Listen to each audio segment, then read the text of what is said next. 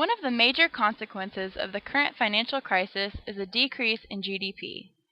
GDP, or gross domestic product, is a measurement of the economy. GDP is basically everything produced by the people and companies in the nation in a given amount of time, usually a year. GDP can be measured in two ways: real GDP and nominal GDP.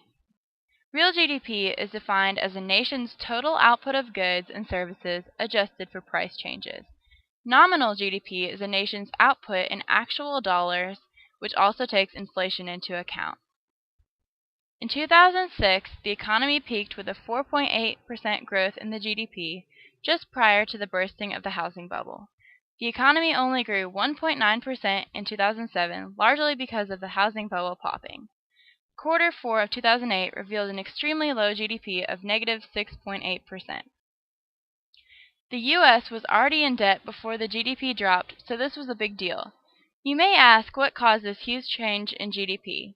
We can start by looking at the housing bubble and subprime mortgage crisis. The bursting of the housing bubble led to the financial crisis, creating a shortage in funds, in turn causing people to stop spending money. Since people were spending less money, companies started looking for additional ways to save money to keep their businesses afloat.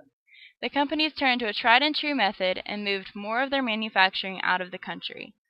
This way, they could make the same product, but cheaper, so people would be willing to spend their money. Since labor costs are much cheaper in other countries, the companies saved a significant amount of money. Because the products that they were making were not actually produced in the U.S., they were not counted in the real GDP, even though the companies were U.S. owned. This majorly decreased the GDP.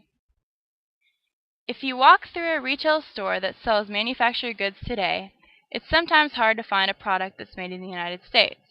You'll find more and more products with "Made in China" or "Made in Mexico" printed on the back. This illustrates one of the causes in the reduction in the gross domestic product. People are demanding low prices while at the same time refusing to lower their criteria for a high-quality product. This makes it very difficult for U.S. manufacturers to compete with foreign subsidized manufacturers and has led to a significant number of manufacturing jobs and facilities being moved outside of the country. Because people cannot afford high-priced products, retailers have to continually think of ways to lure customers into their stores.